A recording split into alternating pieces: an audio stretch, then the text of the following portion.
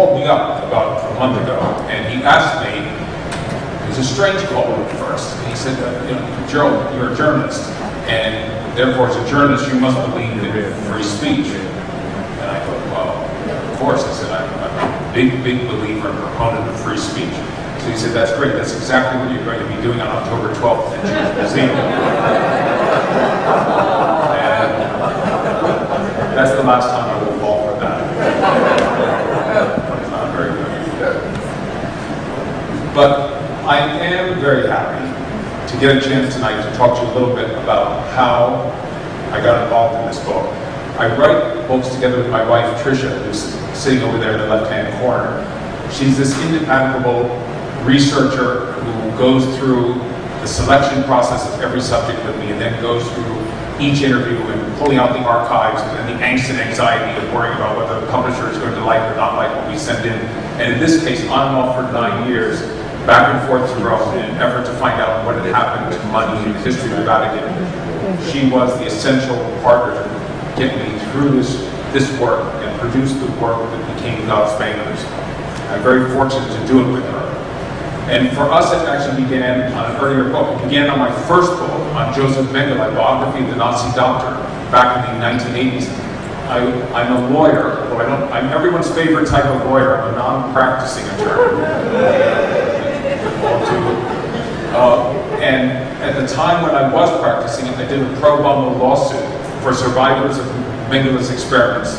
People who have been experimented on, who were twins, who were spending thousands of dollars a year in medical costs due to what that doctor had done at Auschwitz, and it wasn't being compensated for by the German government. So we filed a class action against the German government, against the Mengele family, hoping that we might be able to force their hand. That suit was thrown out of federal court. Eventually, I turned that work into a biography of Mengele. I gave the proceeds, half of my proceeds for the book. I did it with an English journalist, back to the twins. In the course of doing that research, sometimes I discovered on that very first book that good research is occasionally the result of good luck. And what I mean by that is I landed in Buenos Aires to do research on Mengele. There had been rumors for years that he had been living in Argentina after the war, and I arrived in November of '84 for the first time, which happened to be weeks after the military junta was thrown out. They lost the war in the Malvinas and the Falkland Islands to the Brits. And there was this new civilian government in power, and that civilian government, Raul Alfonsine, was in the spasms of democracy, and I applied, not knowing at the time that Simon Wiesenthal, the Nazi editor from Australia, the British government, the Israeli government, the German government had applied for access to see the Mengele file and had all been told no. I went to Casa Rosada, the presidential palace in downtown Buenos Aires, and applied to see the Mengele file. And about 3 weeks after I asked for those files, a knock on my door at the Hotel Conquistador. Tricia had gone back to New York at the time, and there were 2 members of the federal police, and they asked me to accompany them downtown. I managed to call Tricia before I left, because this was the country where they had disappeared, and they put me into Ford Falcon, and we drove downtown, and there was a very grumpy colonel who had been ordered by the civilian government to open up their Nazi files. And inside the Mengele file was a treasure trove of original documentation. His application to the country under a foreign passport under a fake name, when he changed his name back to Mengele, how he started a pharmaceutical company, how he married his sister-in-law after his brother died, how in 1958, the year before he was indicted by the Germans officially, he was in the Buenos Aires telephone book under his real name. Nobody knew where to look for him at the time. And there in that file, and in an accompanying file, was information about how some of his cohorts and other Nazis had arrived in South America with passports provided by the International Red Cross and by a bishop in the Vatican and by a priest in the Vatican, Father Weber and Bishop Bulow. And I put that in the back of my mind. It doesn't part of the Mengele story because Mengele didn't arrive there as a result of the Vatican. But I always determined with Tricia at one time we would get back to do a story about the Vatican in World War II. And in 2005, I found a publisher in Simon & Schuster who was willing to do that. They said, go ahead and look into the story of the Vatican in World War II. So what did we end up doing? We ended up instead producing, this isn't a book about World War II in the Vatican, it's a 200-year history of the finances of the Vatican, because that's what the story became. And often, as a writer, at least I find, as a non-fiction writer, You don't know what your story is until you get out to do the research, until you see what archives will let you in, who will talk to you, the people that agree to speak to you and provide information. And so we looked first at the war, and then we said, oh, we have to roll it a little further back. We have to roll it a little further back. We come at this from a different perspective. Tricia is Jewish, born in London, non-practicing today. I'm Catholic. My father was Jewish. Everybody assumes that I'm Jewish because I've written so much about the Third Reich. And in fact, I was sent to a grammar school with nuns, and I went to a high school with Sisters of Charity and Jesuits. And I was an altar boy even for a while. My father was the non-practicing Jew of the family, and I used to believe that it was a very simple difference. We go over to my father's side of the family for the Jewish holidays. My mother was a devout Catholic. And I thought the only difference between these two sides was this guy, Jesus. One side of the family happened to think he was the Savior. The other side of the family just thought he was a very good guy, but he wasn't the Savior. And that was the split. Only over time would I understand that that was such a great Pollyanna view of the split between those two religions. And doing this book reminded me time and time again how the faith that I was raised in, Catholicism, and I'm a non-practicing Catholic, but I consider myself a cultural Catholic, having been raised and steeped in Catholicism, that faith laid, as I call, the groundwork, the fertilizer in Europe, in the soil that allowed the Holocaust to flourish in World War II. This was, in the end, and all I'm going to talk about tonight is just one little focus. I'm going to come back to World War II as a focus, because there's an interesting reason that this is my continuing passion on this today, even after the publication of the book. You know, it was middle of the 1500s. There was Pope Paul IV was the first person in Europe to decide that Jews should be in a ghetto. By the way, it wasn't anybody else. It was a pope that, when they had the papal state, said we should have all Jews in one central area. Put them in one of the worst neighborhoods in Rome. Used to flood a lot. Worst flooding in Miami Beach by far. Makes us look like nothing. You know? And in that ghetto, where then it was 4,000 Jews in the middle of the 1500s, there was a wall built around it and a gate. So it was opened at dawn, and you could leave. You had to come in an hour after sunset, was the closing of the gate. You left the gate, you went into the regular part of Rome, which was Catholic. As a man, you had to wear a little yellow handkerchief. As a woman, you had to have a yellow veil. Most people forget that. You think of the Third Reich and the yellow star, the identifier. The yellow in Catholicism in the papal states, which was an empire, at the time the popes were not only heads of the world's largest religion, they were also emperors and kings of their own empire, the papal states. 15 to 20,000 square miles of central Italy, with Rome as the base. The first yellow identifying marks were put on Jews who left the ghetto, and yellow was the color used also for prostitutes who were identified by the Catholic Church as prostitutes. They would have to wear yellow. You weren't allowed, if you were a Jew inside the ghetto, to be in any profession. You couldn't be a doctor, you couldn't be a lawyer. You couldn't be part of any of the guilds. You could, of course, therefore, be in the second-hand business. You could be in vintage business. You could be a fishmonger. You could be in rubbish. You could also be a pawnbroker, which was allowed because it wasn't allowed for Catholics. You couldn't loan money at interest if you were Catholic, because that was banned in the Bible, according to every pope up into the 1800s. You could only do that if you were a heretical Protestant or you were a Jew. And that was essentially the same reason that ghetto in Rome remained the longest standing ghetto in all of Europe until the end of World War II. And what happens in terms of the Catholic faith and the religion and the money? For a long time, popes didn't have to worry about it because they ran it as an empire. They did the same things that every other emperor did. Whether the head of England or France or Spain, they levied taxes and they collected fees. And that made up for a whole host of sins in terms of spending. But even the Vatican, with its own papal states, ran into money problems. Not as a result of the fact that they had social programs that were so big, but because the papal court grew to rival that of size of any other in Europe. In the early 1800s, it was about 800 to 850 servants, priests, lay people, hangers-on, in terms of what was the papal court. Larger by about 100 than what had existed at the height of the French kings. It was such a crushing expense that despite having their own empire, the Vatican had to go, much to their own humiliation, to the Rothschilds, who had become in one generation the most prominent banking dynasty in all of Europe. And in 1830, it took Gregory XVI, the Pope at the time, to ask the Rothschilds for about $45 million. That's the equivalent of what it would be in 2014 dollars. That was about 4 years of the Vatican's budget. An enormous amount of money. No other bank could make it. The Rothschilds made it. Excuse me. It absolutely worked to the consternation of the cardinals around the Pope that the Pope had asked a Jewish banking dynasty for a loan. And at the same time, the Rothschilds were pushed back by Jews who said, you're giving money to the Catholic Church, and they still are running the ghetto inside the middle of Rome. There was sort of a standoff. The church continued to repay the loan, and then about 20 years later, in 1850, another pope, this time Pius IX, is running short on money. He asks a whole series of Catholic financiers for the money. No one's able to raise it. They go back to the Rothschilds for a second loan. They get about $15 million. And this time the Rothschilds say, can we get something for this loan beyond just the interest? Will you stop the fact that on the Sabbath, Jews in the ghetto have to show up to hear a lecture about Catholicism? The Pope agreed to that. And will you take down part of the wall around the ghetto? And the Pope agreed to do that. They took up nearly 3/4 of the wall that circled the ghetto down as a result of that second loan.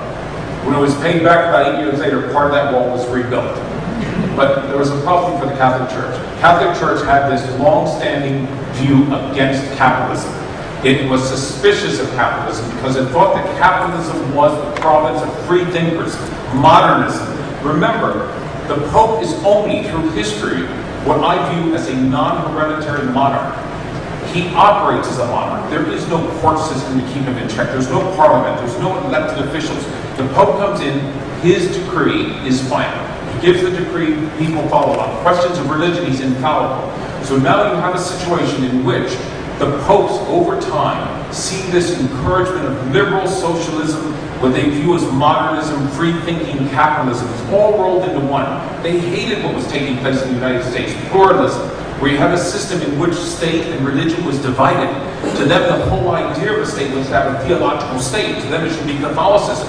Just like in the Islamic states, today in the Gulf states, they believe it has to be Islam. So they didn't view the separation of church and state as a good thing, but as a bad development. So as they fought capitalism, then something happens to them. In 1870, they lose the papal states. They lose all of their empire because Italy unifies. The Austrian-Hungarian Empire moves out, and all of a sudden, this empire of 20,000 square miles shrinks down to 108 acres in the heart of Rome. Vatican City is a postage-stamp piece of property. That's all the Pope is left with after nearly 2,000 years. So what happens? Now they're just heads of a religion. They have to raise money on their own. So they do two things. The Pope becomes the so-called prisoner inside the Vatican, which means that he says, I'm a prisoner and please send me money from all around the world. And Catholics all over the world started to send in money under what's called Peter's pence. They kept the church afloat. They started to sell indulgences again, which is a piece of paper that forgives sins forgiven that committed on this planet and maybe in another life. And they got a little bit more creative with that. And they made their way for about 60 years. And then in 1929, 59 years after they lost their empire, they hit gold. They hit gold with Benito Mussolini, the fascist dictator of Italy, who's taken over Italy. And he strikes a deal called the Lateran Pact with the Pope. And here's the deal. Mussolini says to them, you may be tiny, you only have 180 acres, but I, as the head of the Italian state, recognize you as a sovereign country once again. You have all the powers of a sovereign king. And with that, we acknowledge Catholicism is the only religion in Italy. We recognize the sacraments. Mussolini was a famous atheist. This was a big thing to bring him over. And all of the Catholic bishops swore loyalty to the fascist regime. In return, the Pope and the Church pushed people out to vote for Mussolini in the elections that took place, the parliamentary elections 1 month after that pact. 98% of the country voted for the fascist candidates. And Mussolini did one last thing. He paid the Vatican about $1.1, $1.2 billion, depending on how you calculate it, in terms of bonds and cash. And he said, that's compensation for taking the papal states. Here's $1 billion. Now, the Pope at the time, Pius XI, was smart enough to know he didn't know what to do with the money. He had no idea. Most of the time, the clerics who ran the state thought they were also smart enough to do with the money, and they ended up squandering it. So he looked around for a smart financier, and he found it in a devout lay Catholic, a fellow called Bernardino Navarro, who was a banker. And I tell you, I don't use the word financial wizard very often and mean it, but in this case he really was. This was a fellow who was tied into all of the other wealthy industrialists and Italians in Italy, was at the forefront of all of the capitalistic investing techniques that the Vatican had long despised. He was trying early stages of arbitrage, something that most people knew nothing about. And he came in 1929, and he took that $1 billion, and he started to invest it in Italian companies, but mostly in real estate, in gold. He moved assets around. He made the Vatican diversified and safe. And all of a sudden, 3 years later, 1929, they get the deal with Mussolini. What does the Vatican do as its second act? It strikes a deal with Hitler. So Hitler has become the Chancellor of Germany, and the Vatican becomes the first country, because remember it's a country now again, since Mussolini's given them their sovereign status back, to reach a foreign deal with the Fuhrer. And the deal is this, it's called the Reichskonkordat. It's a fabulous deal. Every German bishop gives loyalty to the Third Reich. They swear an allegiance and an oath that's signed. Every priest in Germany will only be a natural German-born priest. No one else, every superior in the German order, in the Catholic order, will be natural German-born. In addition, the church will do something that changed history. That's the year that the Nazis decided to define religion by blood. So that Judaism became defined not just by what you were born and what you were practicing, but what your grandparents had been. One Jewish grandparent meant that you were Jewish as far as the Germans were concerned. Catholic Church hated that, by the way, because they said, if you define religion by blood, you've taken away the power of conversion for us. Because in the old days, even during the worst of the Crusades, or during the periods of the Inquisition, when somebody was on their knees about to be killed, they always had the possibility that they converted to Catholicism, they would be spared. That would be the end of it. But if you're saying that blood defines religion, and therefore by blood you're Jewish, conversion means nothing. The Nazis are still going to send you to a concentration camp. So what does the church do as part of the deal?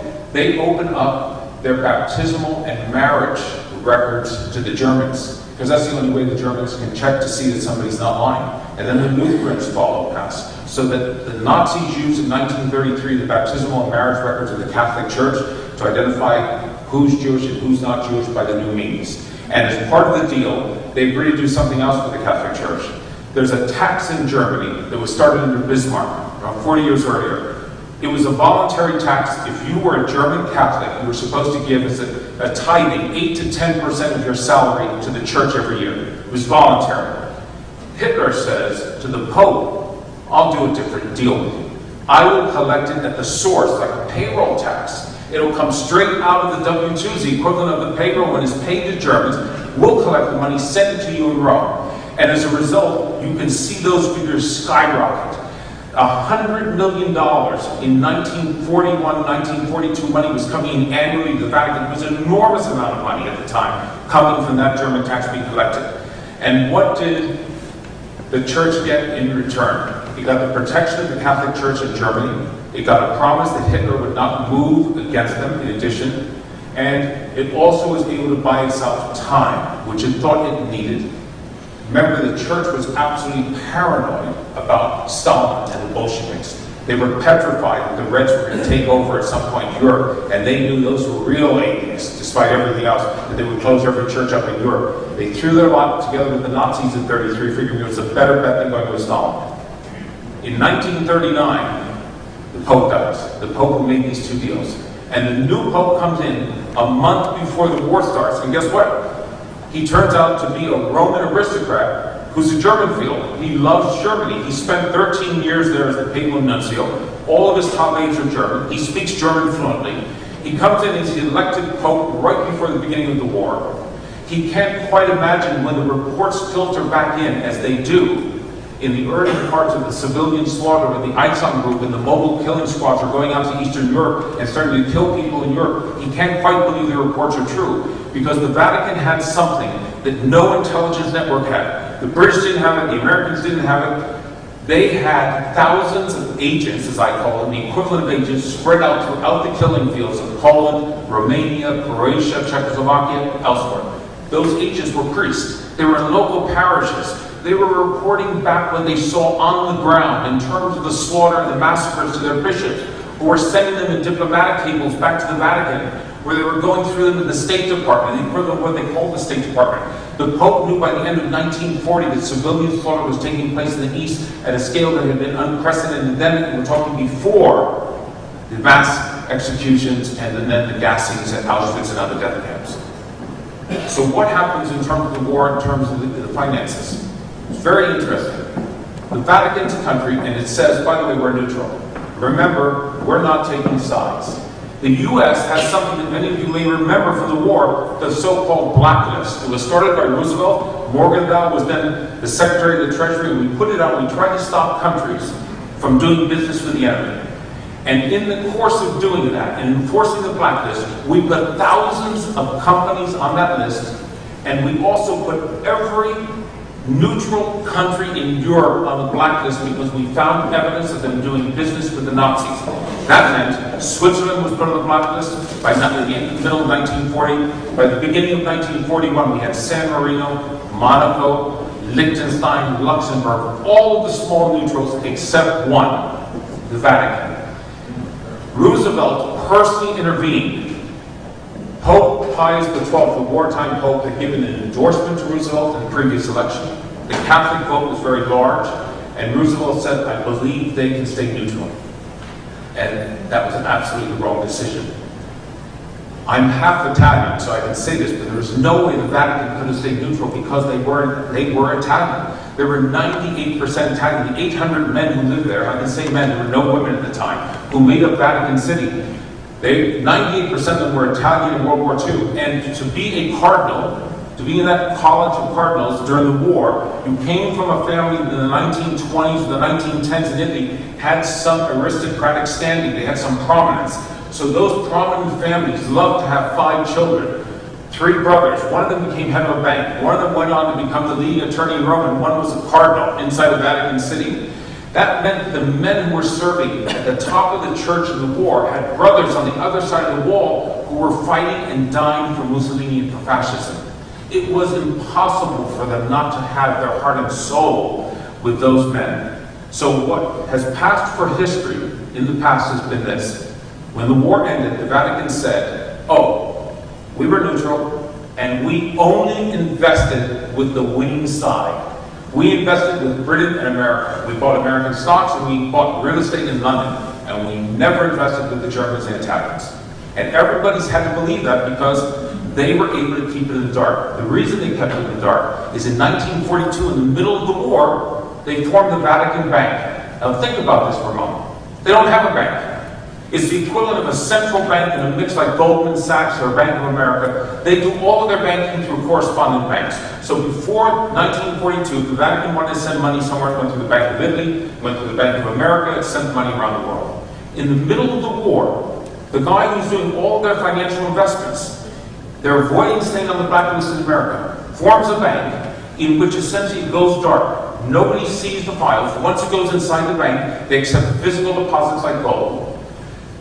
Nobody can track the money that goes in there. And so essentially from the beginning of the war, the middle of the war, it becomes the largest offshore banking haven in Europe because it's sitting inside the foreign capital of another country, inside of Rome. All you have to do, those of you who have been to Rome and Vatican City know this, you stop here on this corner, you're in Rome. You cross the street, you're in Vatican City. You have 2 suitcases of cash with $1 million in them. You cross the street in Vatican City and you have a friendly Monsignor who's willing to put them into an account, and that $1 million goes poof, it disappears, nobody knows where it is. And that's what they did starting in 1942. In this book, for the first time, we, in files in Romania and Czechoslovakia and other countries in Eastern Europe, and in the files of Allianz, long thought to be destroyed, found some of those in Trieste and other locations. We put together a story coming from the back about how the Vatican played both sides of the war. It's not surprising.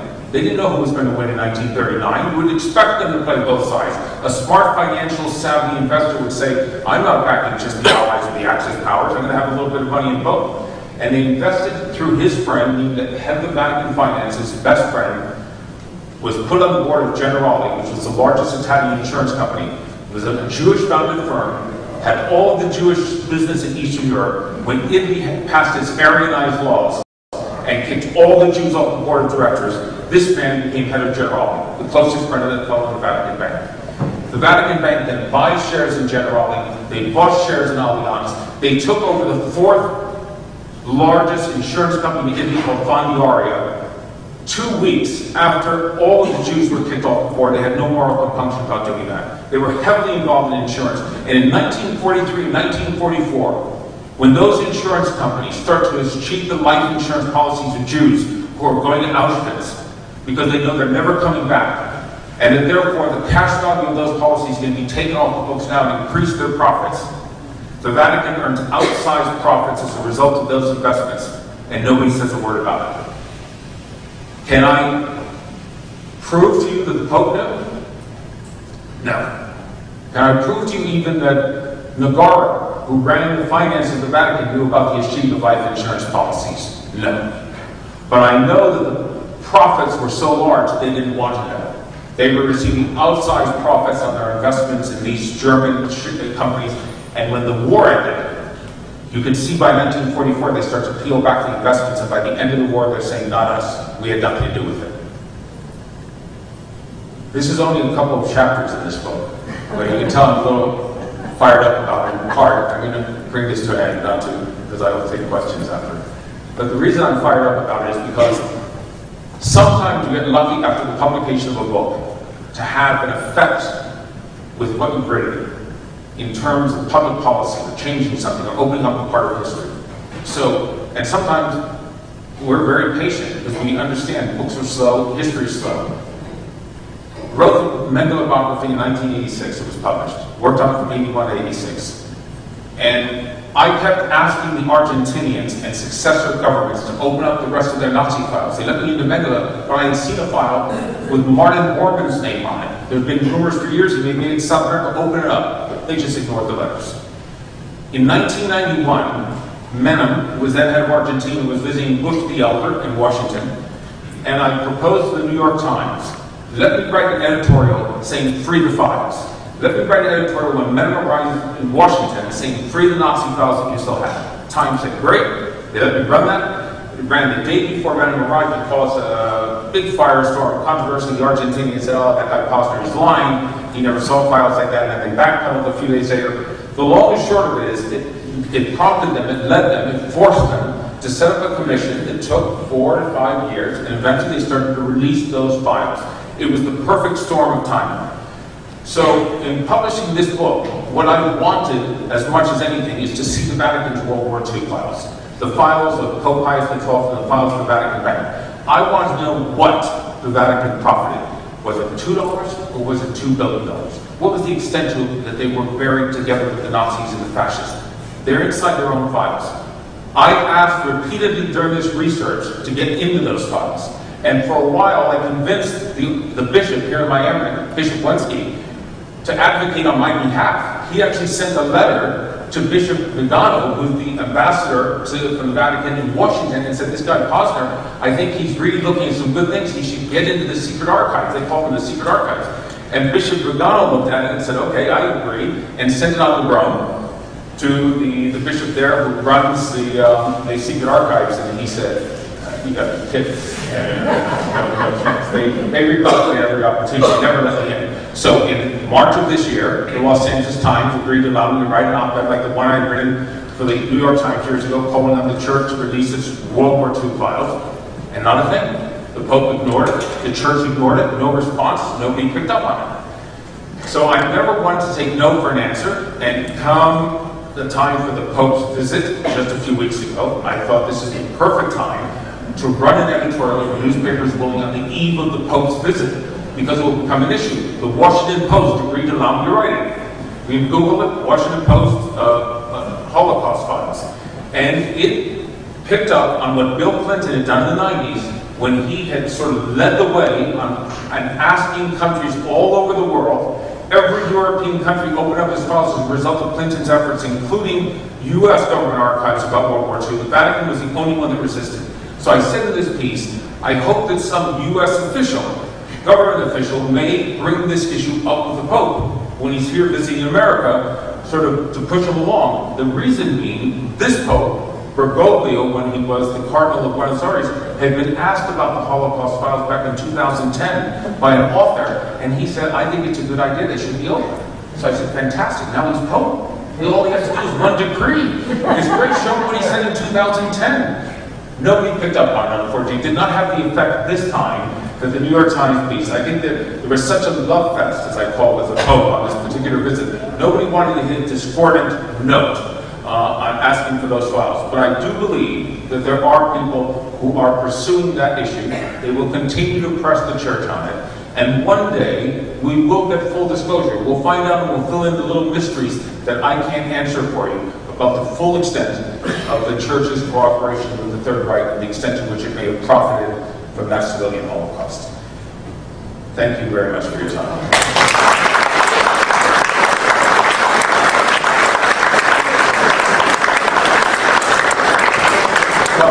What an uplifting talk that was, huh? All right, I tell you, cheery on the state already second. Yes.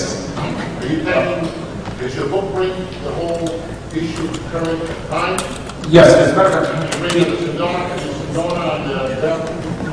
I'm glad to say that for those of you who know a little bit about any of the church history, I have more in this book on Sindona, who was a leading sort of Italian successful businessman of his era. He bought Franklin National, he was well talked about, he was very successful. He ended up being God's banker, in essence. He did business with the Vatican. And more about Marcinkus, who was the American bishop who ran it, and also about a fellow found member of London Bridge of actually Calvi, who was sort of Sindona's successor. I think I have more information in the details of their transactions than ever before, and all this relates to is this. In the 70s and 80s, you should note that the Vatican did business with some of the most prominent Italian businessmen and bankers. One of them ended up dead under London Bridge. It was deemed a suicide years later. It was deemed a murder 25 years later. Nobody's ever, 5 people have been charged, of all acquitted. No one's ever served time for that. And Sindona, who was one of the icons of Italian business, ended up convicted of many crimes, including killing the prosecutor who had been looking into it. When he was sentenced to jail finding in Italy, they had built a special wing of the prison for him so that he was safe, because they were afraid of what he knew, that somebody might try to kill him. His food was prepared in a special part of the kitchen, guards around the clock and video surveillance of him 24/7. They take the food on the second day that he's there in containers. They open the containers up in front of him. He takes a bite. He staggers out to his guards and says, I've been poisoned, I've been poisoned. You can't make this up in a movie. And he has in fact been poisoned. Cyanide. The Italians say it's suicide and not murder. But the head of the Vatican Bank was an American bishop. The Italians end up indicting him in the 80s for his role in bankruptcy fraud and 2 of his top aides. And this is what I love about the Vatican. They play the religious card, and they have to, and they play the sovereign card. Remember, this is the only religion in the world. It's also a country. It has permanent status in the United Nations as an observer. They said you can't extradite these men, including this priest, who's running the Vatican Bank from Vatican City. And the prosecutor in Italy said, you've got to be kidding. They committed the crimes in Italy. The financial crimes were committed here. You mean if somebody was running a drug operation and they fled into Vatican City, we couldn't pursue them and bring them out of Vatican City? Vatican had no extradition treaty with Italy. It went to the Italian Supreme Court. The Italian Supreme Court sided with the Vatican and said, no, these men cannot be extradited. So they never agreed without trial in Italy. I have quite a bit about them. John Paul I also was involved. I have an entire chapter about John Paul I. Yes. 38 days in the Pope? Pardon? 38 days in the Pope? 33 days in the Pope. I don't believe he was murdered, but I do understand all the reasons why, and I talk about the cover-up that the Vatican had about his death, and how they didn't do an autopsy, and how the things they did afterwards. Yes. So as the descendant of Polish Lutherans, this has been quite emotional for me, because I finally understand a bit more why my entire family was sent to concentration camp, and why psychically I identify with the Jews much more. In fact, I have a Jewish practice here on Miami Beach. For the last 5 years, I'm emotional. I'm effectively a Jew. I go on Sabbath and every day professional here in Miami Beach. It's just the community And I did my master's in theology at the University of Oxford, and for the past 5 years, I have been following the largest and richest church in England, because as also a former investment banker, I am convinced with every fiber of my being that this is engaged in money laundering. Like, absolutely convinced of it. 61 different countries, I'm convinced of it. But I haven't found the smoking gun until about 2 weeks ago. And it has led me to really look at all of the mega churches in the United States in a different light. And I've been recently looking at some of the Catholic lesser things, like the Opus Dei follow-ons, and looking at how they could be engaged in money laundering as well. So this has also been a really interesting, I look forward to buying and reading your book, because of all the things to do on this. But on September, what kind of got me, what helped me find the smoking gun, if you will, in England, is that my beloved Pope Francis has said that he believes that churches who do not help the needy should have their tax exemption taken away from them. And I'm wondering if you have any ideas as to how seriously this will be taken.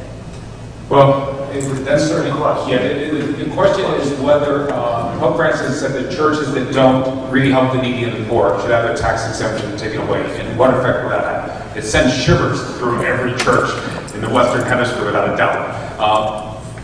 I have mixed feelings about Francis, meaning that I say often, when he became Pope in 2013, he said, by the way, just the financial part, I'm going to reform the Vatican Bank. But his predecessors had said that, and he failed to do so. So I was skeptical. But he has turned out to be the real deal when it comes to financial reform. In some ways, whoever was Pope today would have to be reforming the church. And this is what I call a trick question, because when Italy decided to go with the euro in 2000, the church was in a quandary because it used the Italian euro for its cash. So they had to decide, what do we do, print our own money or go with the euro? They went with the euro. They didn't know that that meant at some point Brussels would be sending in financial regulators to look at the Vatican Bank. So in 2011, for the first time in its 2,000-year history, the Vatican passed its first ever law against the financing of international terror. In 2011, for the first time ever, it passed a law against money laundering. It never had one. And so it wasn't a crime to launder money. That's what all the Italian politicians did, the wealthy Italians. In 2012, it put a limit on the amount of money you could bring in without declaring it. Never had a limit before. So they would be kicking and screaming and coming into the 21st century no matter what. But Francis has done it with vigor and enthusiasm. He really is a Jesuit in that way and a believer in the poor. He's an advocate for it. He's shaken the church up in some ways. He hasn't followed through on the Vatican files, but I can't expect everything across the board. So I see him as having a mixed record, but in terms of the finances, he's been pushing the church farther and faster than any other pope in 2 generations. Yes? Just a question on reaction to your book. Have you heard anything directly or indirectly from the church? Any relatives of the people who were involved, may have been involved in this 70 years ago, come forward in reaction from Italy? I've had no reaction from the church. The church, no official reaction from the church. I still stay in contact with people in Rome. And one of the things that happened to us, there's a process in which you all, as readers, as people follow the news, whatever else, you see journalists of all calibers and types. So same with doctors, lawyers. There are great ones, there are ones that aren't so great, and whatever else. So what we say to somebody is off the record, it's really off the record. So we had a person who was this close to the previous Pope, to Benedict, right in the inner circle, who had the window to what had happened over a 7 or 8 year period, and was very reluctant to talk to us. And finally agreed to do so under the agreement that if he decided at the end that he wasn't comfortable, then he could say, don't put it in the book, and we wouldn't. So we said, oh, he'll love us. When he finishes talking to us, he'll say, put it all in the book. So we talked to him, and for 2 weeks, and he was fantastic. It was an eye-opener. And then he said at the end, I'm just not comfortable with doing it. So we honored and kept it out. So I had to write those chapters about what had happened without being able to put in some information I knew. But I go back to those sources, not to get a quote from them, but to find out what the reaction is. And the people that talked to me, and there were quite a few who talked to us on the record and off the record, everybody sort of said immediately, I didn't talk to that guy. I didn't talk to that guy. I didn't have anything to do with it. So, and at the higher levels of the church, it was just ignored. The Vatican takes the long view. Look, it's the church. They survived the Huns. They survived the Nazis. They survived the Pope being taken in chains by Napoleon up to France. They survived the sacking of the secret archives in the 1700s. They can certainly survive a tough book about their finances. So their view almost all the time is ignored. The bad news will go away, and we'll be on to a new subject at some point. So they've been very steadfast in doing that. Oh, Mr. Posner, I was just wondering if you knew, how is the Pope's the Vatican's finances now? They get hit hard by the economic tsunami in 2007, and they're doing well, they're wealthier, they still borrow money. Okay, so how is the Vatican doing now is the question. Did they get hit by the financial crunch? This is so great. I forgot to mention before, sorry, the Vatican Bank is like no other bank in the world in that it has only one shareholder, the Pope. It doesn't have to turn a profit, and it doesn't make loans. So all it does is take money in. You go in and you deposit cash, and then invest that cash into very safe investments. So when the tsunami hit in 2007, 2008, they weren't exposed at all. They didn't have these crazy packages of securities, mortgage-wrapped securities in which everybody was defaulting. They had no problem with Lehman Brothers or anybody else. They sailed through very, very smoothly. And the Vatican Bank is separate and distinct from any other entity in the world, meaning that when I have one chapter only on what I call the pedophilia crisis, but I approach it from a financial perspective. So when that crisis started to break in the United States, what the Vatican was concerned about initially was, are we subject to paying these costs and expenses and lawsuits if American lawyers are suing?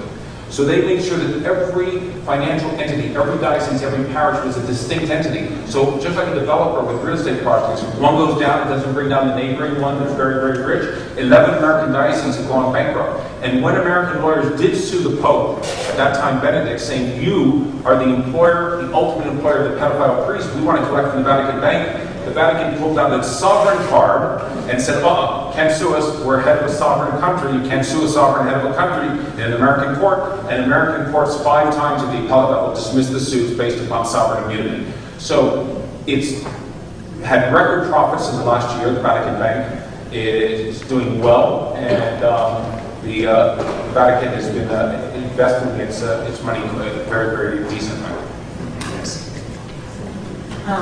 I'm fascinated by your topic and your writings. I'm a certified fraud examiner with a master's in forensic accounting, and I'm quite curious if people like me have had their fingers analyzing some of these records.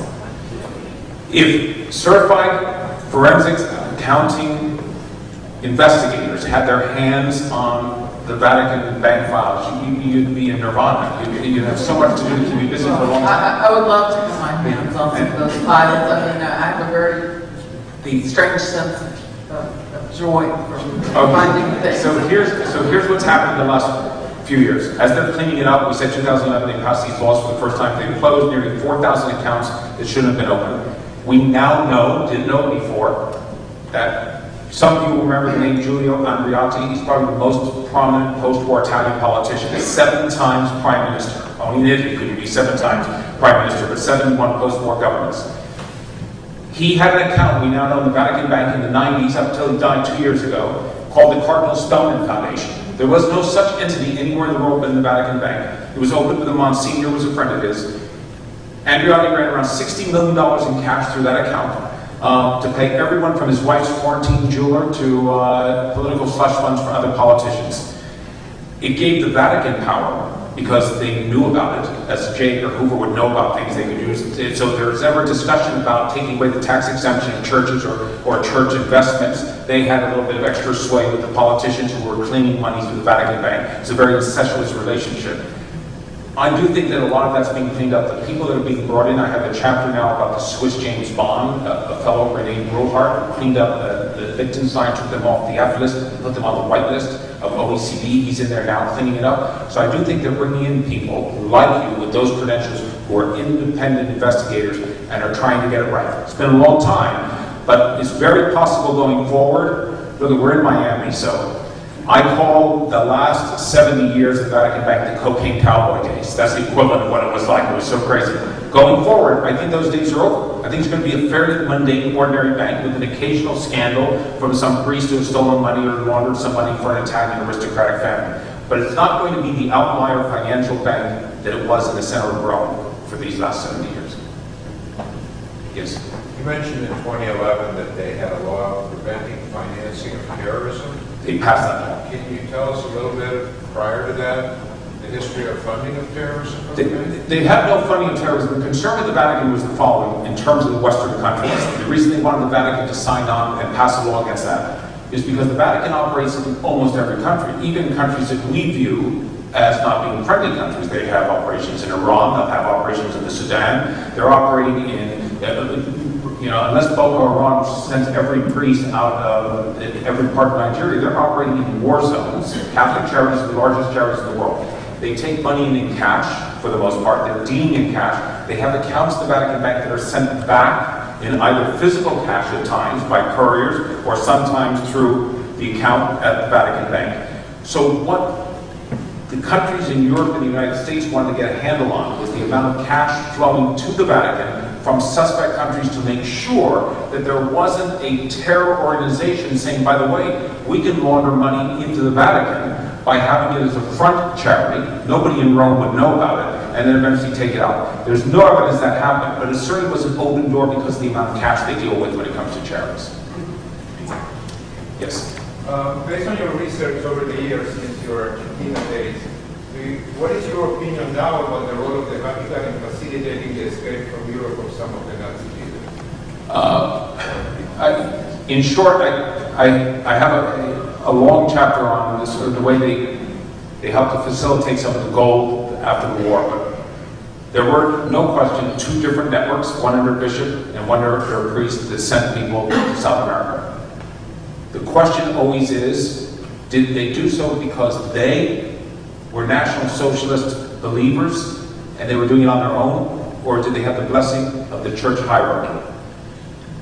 And the most I can say is that Pope Pius XII, who did not speak out publicly, did things silently behind the scenes, but did not speak out publicly during the war.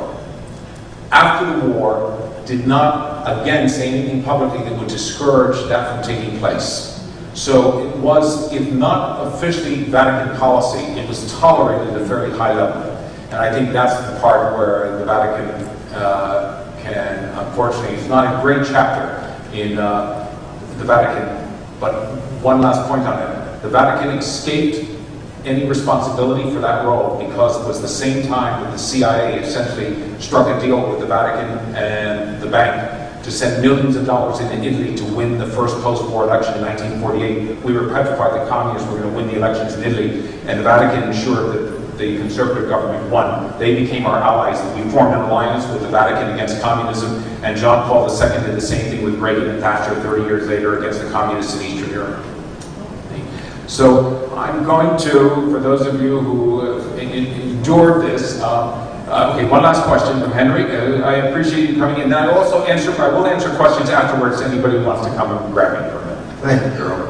Gerald, by reason of the regulation that emanates from Brussels and the use of the euro, are the bank's financial statements now available? Yes, they are fantastic. They've had 2 years of financial statements.